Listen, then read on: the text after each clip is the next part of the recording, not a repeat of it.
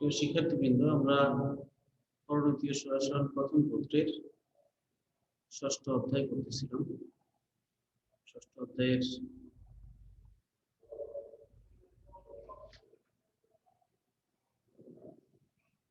বহুদলীয় ব্যবস্থার বহুদলীয় ব্যবস্থার দোষগুণ পর্যন্ত বলেছি না? রাজনৈতিক সচেতনতার বিস্তারের দুর্নীতির ঠিক আছে, তাহলে চাপ সৃষ্টিকারী গোষ্ঠী। প্রিয় শিক্ষার্থীবৃন্দ, আজকে আমাদের টপিক হচ্ছে চাপ সৃষ্টিকারী গোষ্ঠী।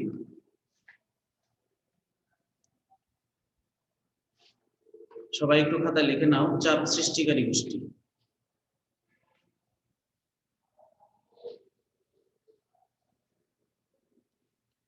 চাপ সৃষ্টিকারী গোষ্ঠী হচ্ছে এমন এক গোষ্ঠী যার সদস্যগণ সমজাতীয় মনোভাব এবং অর্থের দ্বারা আবদ্ধ, স্বার্থের ভিত্তিতেই তারা পরস্পরের সাথে আবদ্ধ। আলফ্রেড রেজিয়ারের মতে চাপ সৃষ্টিকারী গোষ্ঠী হচ্ছে এমন এক সংগঠিত সামাজিক গোষ্ঠী যা সরকারকে আনুষ্ঠানিকভাবে নিয়ন্ত্রণের চেষ্টা না করে রাজনৈতিক কর্মকর্তাদের আচরণকে প্রভাবিত করার চেষ্টা করে।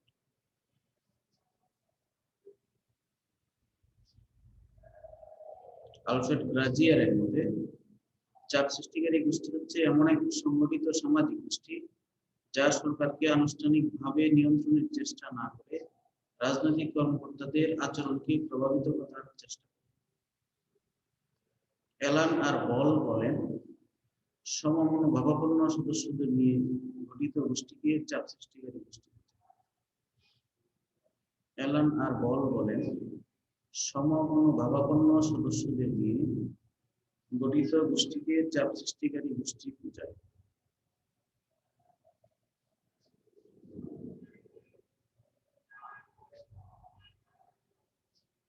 প্রিয় শিক্ষার্থীবৃন্দ, চাপ সৃষ্টিকারী গোষ্ঠীর বেশ কিছু বৈশিষ্ট্য রয়েছে। বেসরকারি সংগঠন, চাপ সৃষ্টিকারী গোষ্ঠীর সদস্যগণ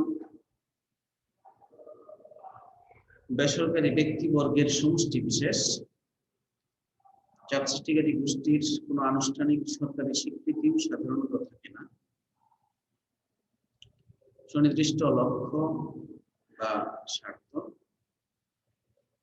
চাপ সৃষ্টিকারী গোষ্ঠী গঠিত হয় সুনির্দিষ্ট লক্ষ্য অর্জনের জন্য, স্বার্থ আদায় বা স্বার্থ রক্ষার জন্য বহুমুখী ব্যাপক সামাজিক বা জাতীয় স্বার্থের ভিত্তিতে চাপ সৃষ্টিকারী গোষ্ঠী গঠিত হয়। এমনকি জাতীয় কল্যাণের জন্য কোন মহান উদ্দেশ্য চাপ সৃষ্টিকারী গোষ্ঠী।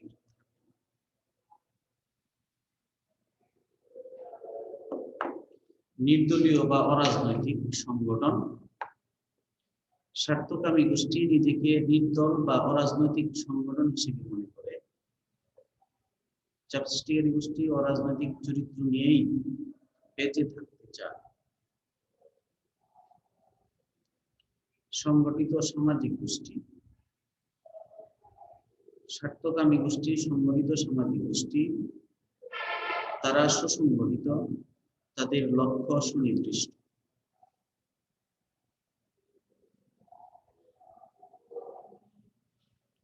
সরকারকে নিয়ন্ত্রণ, স্বার্থকামী গোষ্ঠী আনুষ্ঠানিকভাবে সরকার গঠন বা সরকারকে নিয়ন্ত্রণ করতে চায়। এর লক্ষ্য হল সরকারের নীতি ও আচরণকে প্রভাবিত করা। চাপ সৃষ্টিকারী গোষ্ঠী আইনসভার সদস্যগণকে প্রভাবিত করে নিজেদের অনুকূলে আইন প্রণয়ন করিয়ে দেয়। শাসন বিভাগকে প্রভাবিত করে সিদ্ধান্ত গ্রহণ করায়। পছন্দের দল ব্যক্তিকে নির্বাচনে সহযোগিতা করে।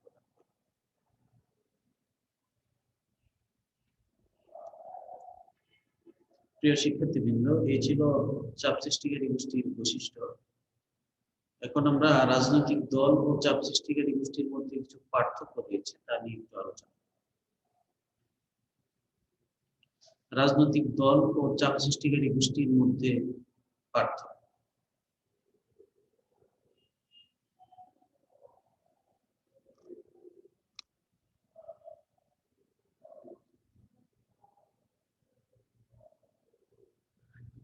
রাজনৈতিক দল ও চাপ সৃষ্টিকারী গোষ্ঠীর মধ্যে কিছু কিছু ক্ষেত্রে মিল থাকলেও উভয়ের মধ্যে যথেষ্ট পার্থক্য লক্ষ্য করা যায়, পার্থক্য রয়েছে। উভয়ের মধ্যে উৎপত্তি, লক্ষ্য বা উদ্দেশ্য এবং কর্মসূচির মধ্যে পার্থক্য।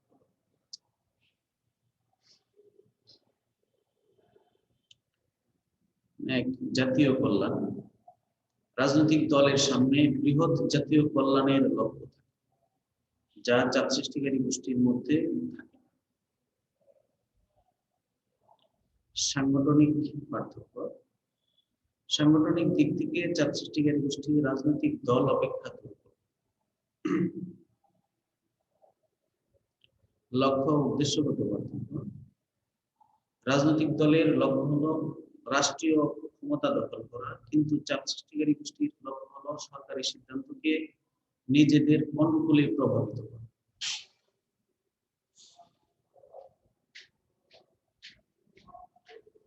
কাজকর্মের পদ্ধতি।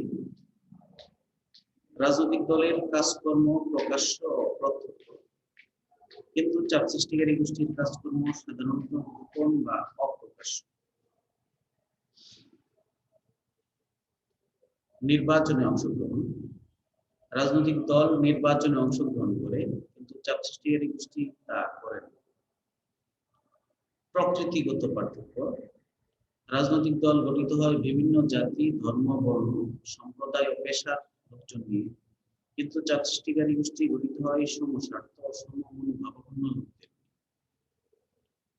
নির্বাচনে অংশগ্রহণ। রাজনৈতিক দল নির্বাচনে অংশগ্রহণ করে, কিন্তু চাপ সৃষ্টিকারী গোষ্ঠী প্রত্যক্ষভাবে নির্বাচনী কর্মকাণ্ডে অংশগ্রহণ করে না।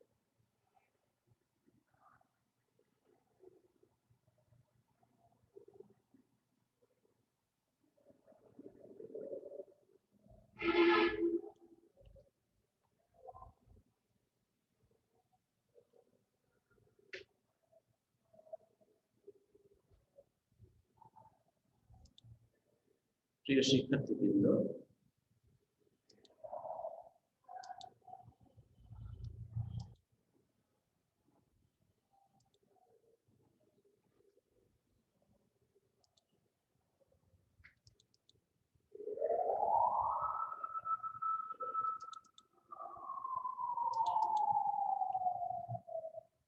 রাজনৈতিক দল এবং চাপ সৃষ্টিকারী গোষ্ঠীর মধ্যে পার্থক্য নিয়ে আলোচনা পর্যন্ত।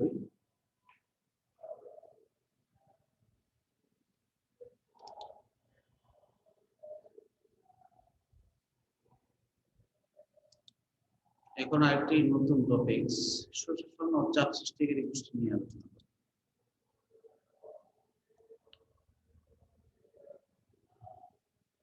সুশাসন প্রতিষ্ঠায় চাপ সৃষ্টিকারী গোষ্ঠীর ভূমিকা খুবই গুরুত্বপূর্ণ। বর্তমান সময়ে চাপ সৃষ্টিকারী গোষ্ঠীর প্রথাগত ধারণা অনেকটা পাল্টে গেছে। বর্তমানে আন্তর্জাতিক সংস্থা, বিশেষ করে দাতা সংস্থা, এনজিও, সিভিল সমাজও চাপ সৃষ্টিকারী গোষ্ঠীর মতোই কাজ করছে। অর্থনীতির উদারীকরণের ধারায় বেসরকারি খাত গুরুত্বপূর্ণ ভূমিকা পালন করছে। রাষ্ট্রীয় নীতিমালা বেসরকারি খাতের জন্য বাধা না পেয়ে বরং বেসরকারি খাতের উন্নয়নে ছাড় দিচ্ছে। তাহলে চাপ সৃষ্টিকারী গোষ্ঠী যেভাবে সুশাসন প্রতিষ্ঠায় গুরুত্বপূর্ণ ভূমিকা পালন করে তা নিয়ে আমরা এখন আলোচনা করব। সরকারের নীতি প্রণয়নকে প্রভাবিত করা। চাপ সৃষ্টিকারী গোষ্ঠীগুলো চাপ প্রয়োগ করে সরকারি নীতি প্রণয়নে প্রভাব বিস্তার করতে পারে। এমনকি অনেক সময় সরকারি নীতি পরিবর্তনেও চাপ সৃষ্টিকারী গোষ্ঠী গুরুত্বপূর্ণ ভূমিকা পালন করে। এর ফলে সরকারের ভুল নীতি, গণবিরোধী পদক্ষেপ পরিবর্তনেরও চাপ সৃষ্টিকারী গোষ্ঠী সক্ষম করে। এর ফলে সুশাসন প্রতিষ্ঠিত। আইনসভার উপর প্রভাব বিস্তার। চাপ সৃষ্টিকারী গোষ্ঠী আইনসভার সদস্যগণকে প্রভাবিত করে অন্যায় বা গণবিরোধী কোনো আইন প্রণয়ন থেকে সরে আসতে বাধ্য করে। এর ফলে সুশাসন প্রতিষ্ঠার পথ সুগম এবং জনকল্যাণ সাধিত। ন্যায় বিচার নিশ্চিতকরণ। সৎ ও যোগ্য ব্যক্তি যেন বিচারক পদে নিয়োগ হয়, নিয়োগ লাভের পর যেন স্বাধীন ও নিরপেক্ষভাবে বিচার কাজ সম্পন্ন করতে পারে, এজন্য সরকারের উপর বা প্রভাবশালী ব্যক্তি ও গোষ্ঠীগুলোর উপর চাপ সৃষ্টি করে। এর ফলে ন্যায় বিচার ও সুশাসন প্রতিষ্ঠিত। আমলাদের উপর চাপ প্রয়োগ। সরকারের নীতি বাস্তবায়ন করে আমলারা কাজেই তাদের উপর চাপ প্রয়োগ করে গণমুখী আচরণ করতে তারা যেন বাধ্য হন, সে পরিবেশ তৈরি করে চাপ সৃষ্টিকারী গোষ্ঠী সুশাসন প্রতিষ্ঠার পথকে প্রশস্ত করে। জনমত গঠন। সুশাসন প্রতিষ্ঠায় সুষ্ঠু জনমতের ভূমিকা অনস্বীকার্য। চাপ সৃষ্টিকারী গোষ্ঠী জনমত গঠনের বাহনগুলোর উপর চাপ প্রয়োগ করে সুশাসনের অনুকূল পরিবেশ গড়ে তুলতে সাহায্য করে। জাতীয় স্বার্থ সংরক্ষণ। চাপ সৃষ্টিকারী গোষ্ঠী জাতীয় স্বার্থ সংরক্ষণে সরকারের উপর এবং বিভিন্ন প্রভাবশালী ব্যক্তির উপর ও গোষ্ঠীর উপর চাপ প্রয়োগ করে থাকে। এর ফলে জাতীয় স্বার্থ প্রাধান্য পায় এবং সুশাসন ত্বরান্বিত হয়। সুতরাং দেখা যাচ্ছে যে সুশাসন প্রতিষ্ঠায় চাপ সৃষ্টিকারী গোষ্ঠীর ভূমিকা দিন দিন বৃদ্ধি পেয়ে চলছে। প্রিয় শিক্ষার্থীবৃন্দ, সুশাসন ও চাপ সৃষ্টিকারী গোষ্ঠী নিয়ে আলোচনা পর্যন্ত। এখন আরেকটি গুরুত্বপূর্ণ টপিকস নেতৃত্ব নিয়ে আমরা আলোচনা করব। প্রথমে নেতৃত্বের ধারণা ও সময়। নেতৃত্বের ইংরেজি প্রতিশব্দ লিডারশিপ এবং নেতার ইংরেজি প্রতিশব্দ লিডার। লিডারশিপ শব্দটি এসেছে ইংরেজি লিড থেকে। লিড শব্দের অর্থ হলো চালনা করা, পথ দেখানো এবং নির্দেশ প্রদান করা। সুতরাং যিনি নির্দেশ প্রদান করেন, সামনে থেকে সবকিছু পরিচালনা করেন, তাকে নেতা বলে। নেতার গুণাবলী বা যোগ্যতাকে বলে নেতৃত্ব। সুতরাং নেতৃত্ব বলতে সাধারণত নেতার গুণাবলীকে বোঝায়, কিন্তু কর্মীকে ও সুশাসনের নেতৃত্বের অর্থ আরো ব্যাপক। কোনো ব্যক্তি বা কোনো দলের নেতা কতখানি গুণের অধিকারী এবং তা অন্যকে কতখানি প্রভাবিত করতে পারে, কর্মীকে ও সুশাসনে তাকেই নেতৃত্ব। নেতৃত্ব হচ্ছে সামাজিক গুণ। সমাজ ও রাষ্ট্রকে অভিষ্ট লক্ষ্য অর্জনে পরিচালিত করাই নেতৃত্বের মূল লক্ষ্য। সুসংহত ও পরিকল্পিত কর্মসূচি প্রণয়ন এবং তা বাস্তবায়নের মাধ্যমে নেতৃত্ব বিকশিত। বিভিন্ন দার্শনিক এবং রাষ্ট্রবিজ্ঞানীগণ বিভিন্ন ভাবে নেতৃত্বের সংজ্ঞা প্রদান করেছেন। এইচও ডানেল এর মতে সাধারণ লক্ষ্য অর্জনের জন্য জনগণকে সহযোগী হতে প্ররোচিত ও উদ্যোগী করার কাজকেই নেতৃত্ব। এইচও ডানেল এর মতে সাধারণ লক্ষ্য অর্জনের জন্য জনগণকে সহযোগী হতে প্ররোচিত ও উদ্যোগী করার কাজকেই নেতৃত্ব।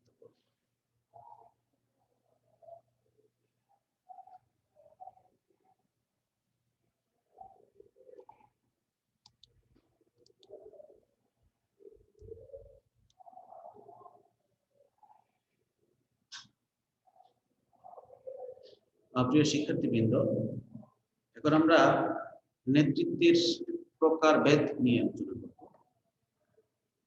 নেতৃত্ব প্রধানত 4 প্রকারের: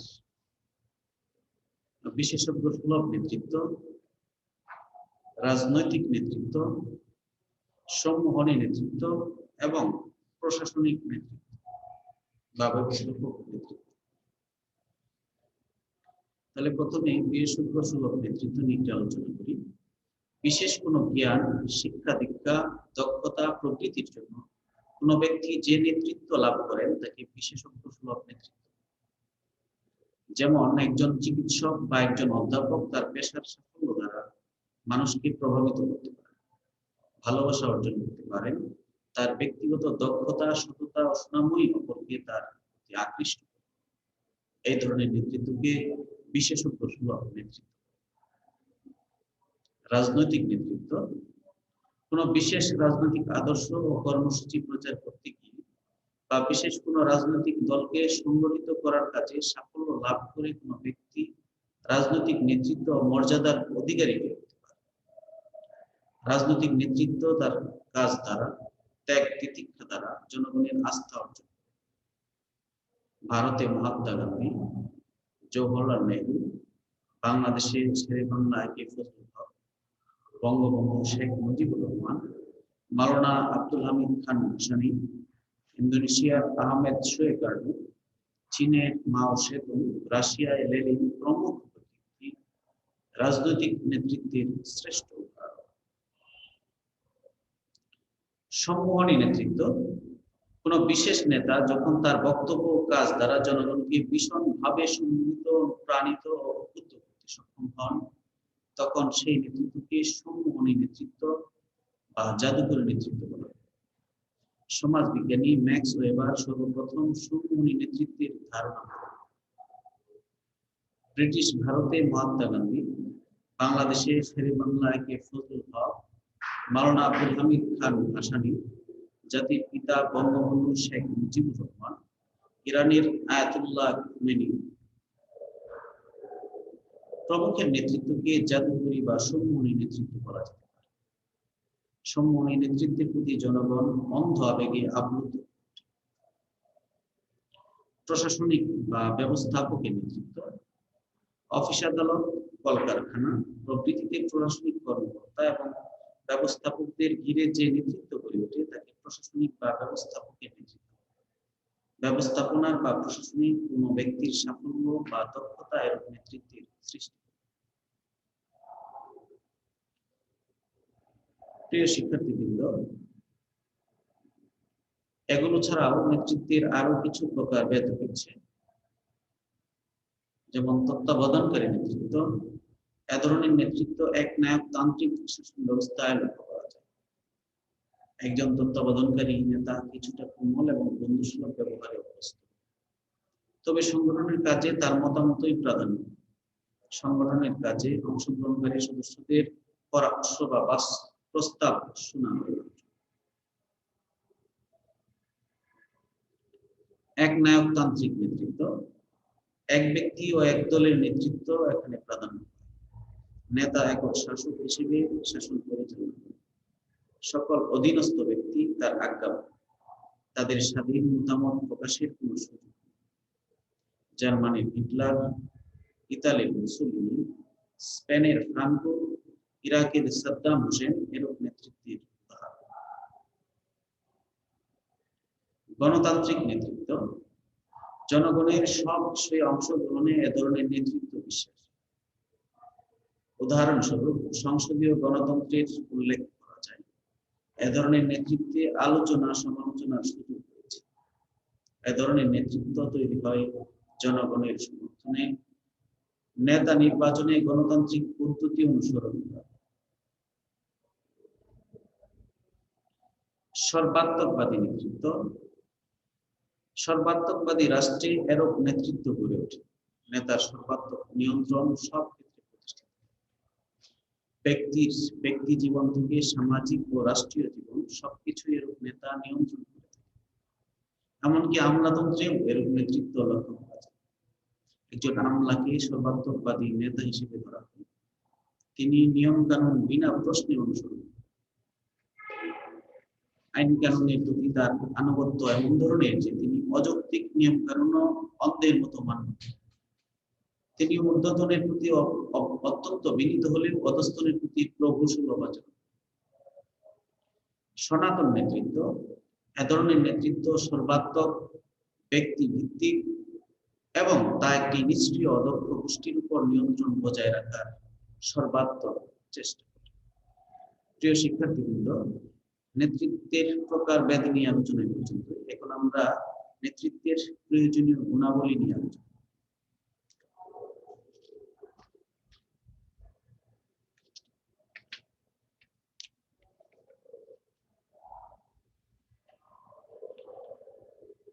নেতৃত্ব হলো সামাজিক ও নৈতিক গুণ। দার্শনিক বার্ট্রান্ড রাসেলের মতে নেতৃত্বের অপরিহার্য গুণ হলো আত্মবিশ্বাস এবং দ্রুত ও সার্বিক সিদ্ধান্ত গ্রহণের দক্ষতা। রবার্ট মিচেলস বলেন, নেতৃত্বের অপরিহার্য গুণাবলী হলো ইচ্ছা শক্তি, ব্যাপক জ্ঞান, প্রবল আত্মবিশ্বাস ও স্বয়ংসম্পূর্ণ। নেতৃত্বের আবশ্যকীয় গুণাবলীগুলো এখন আমরা আলোচনা করব। প্রথমেই আসো যে ব্যক্তিত্ব। নেতাকে ব্যক্তিত্বের গুণে একক ও অনন্য ভাবমূর্তির অধিকারী। তাকে হতে হয় গাম্ভীর্যপূর্ণ ব্যক্তিত্বের অধিকারী। চরিত্রের মাধুর্য, নমনীয়তা, তেজস্বিতা প্রভৃতি গুণ নেতাকে ব্যক্তিত্বের অধিকারী। ব্যক্তিত্ব একজন মানুষকে নেতৃত্বের পদে আসীন হতে সাহায্য করে। নেতাকে এজন্য আকর্ষণীয় ব্যক্তিত্বের অধিকারী। বুদ্ধিমত্তা। বুদ্ধিমত্তা নেতৃত্বের আবশ্যকীয় গুণ। নেতার বোধশক্তি হবে তীক্ষ্ণ, সমস্যা সমাধানে বুদ্ধিমত্তা প্রয়োগ করে নেতা জনগণের নিকট নিজেকে সম্মান ও শ্রদ্ধার সুনির্দিষ্ট। নির্বোধ বা বুদ্ধিহীন মানুষ ভালো নেতা হতে পারে। মানসিক ও দৈহিক সুস্থতা। নেতাকে সুস্থ দেহমনের অধিকারী হতে হয়। সুস্বাস্থ্যের অধিকারী না হলে তার পক্ষে জটিল দায়িত্ব পালনের জন্য নিরলস পরিশ্রম করা সম্ভব। সুস্থ মনের জন্য চাই সুস্থ দেহ, কেননা সুস্থ দেহে সুস্থ মন বিরাজ করে। নেতা কতটা কর্মদক্ষ ও কষ্ট সহিষ্ণু হবেন তা অনেকটা নির্ভর করে তার মানসিক ও দৈহিক সুস্থতা। অভিজ্ঞতা। নেতাকে অভিজ্ঞ হতে হয়, কেননা নেতার সাফল্য অসাফল্যের পর গোটা জাতি বা দেশের সাফল্য অসাফল্য নির্ভর।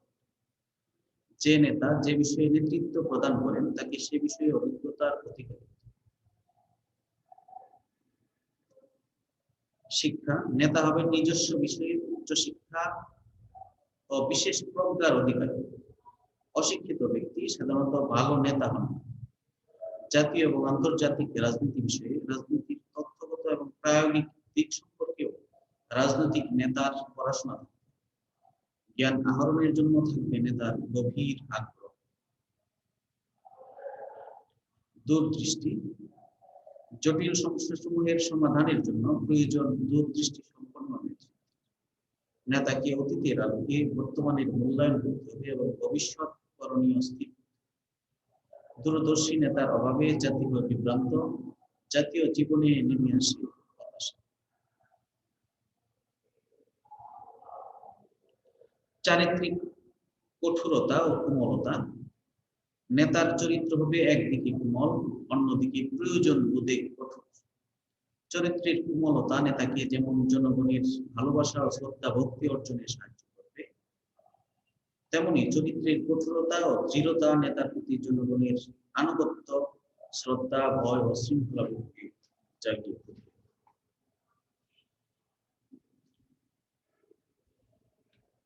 বাগ্মিতা ও উত্তম শ্রোতা।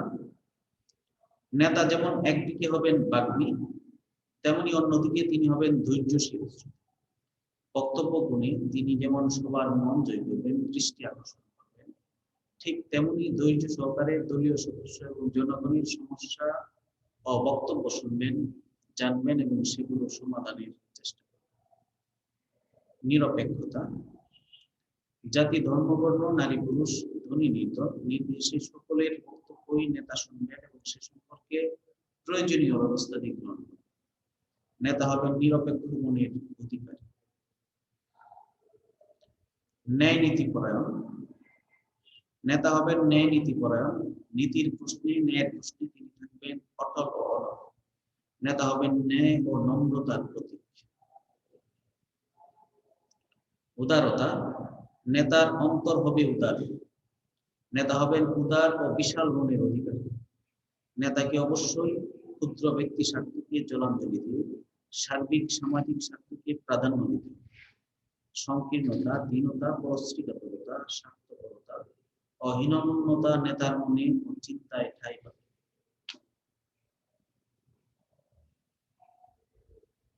দায়িত্ববোধ। নেতা হবেন দায়িত্ববোধ সম্পন্ন, কেননা দায়িত্ব ব্যতীত নেতৃত্ব অচল। নেতা তার কৃতকর্মের দায়কে সর্বদাই কাঁধে নিতে প্রস্তুত। কথা ও কাজের মিল। নেতার কথায় ও কাজে মিল। যোগ্য নেতা জনগণকে মিথ্যা প্রতিশ্রুতি প্রদান করেন না বা জনগণের সাথে প্রতারণা করেন। আত্মসংযম। নেতাকে আত্মসংযমী হতে হবে, নেতা হবেন সহনশীল ও পরমত সহিষ্ণু। শাসক নেতার পরম গুণ হলো শান্ত থাকা। স্বার্থহীনতা, নেতা হবেন আসক্তিমুক্ত এবং আত্মস্বার্থহীন। অর্থ ও সম্পদের প্রতি তার কোনো আসক্তি থাকবে না। দৈহিক ভোগ বিলাস, নিছক কামনা বাসনা তাকে আকর্ষণ বা পথ ভ্রষ্ট করবে না। স্বার্থহীনতা, নেতা হবেন আসক্তি মুক্ত এবং আত্মস্বার্থহীন।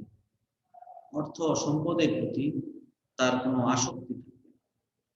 দৈহিক ভোগ বিলাস, নিছক কামনা বাসনা তাকে আকর্ষণ বা পথ ভ্রষ্ট করবে।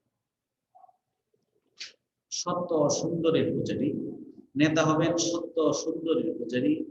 অসত্য এবং অজ্ঞানতা নেতাকে পথ ভ্রষ্ট করবে। প্রিয় শিক্ষার্থীবৃন্দ, নেতৃত্বের প্রয়োজনীয় গুণাবলী নিয়ে আলোচনা পর্যন্তই শেষ। সেই সাথে আজকের আলোচনা এই পর্যন্তই শেষ। সকলকে অসংখ্য ধন্যবাদ। আবার দেখা হবে আগামী ক্লাসে।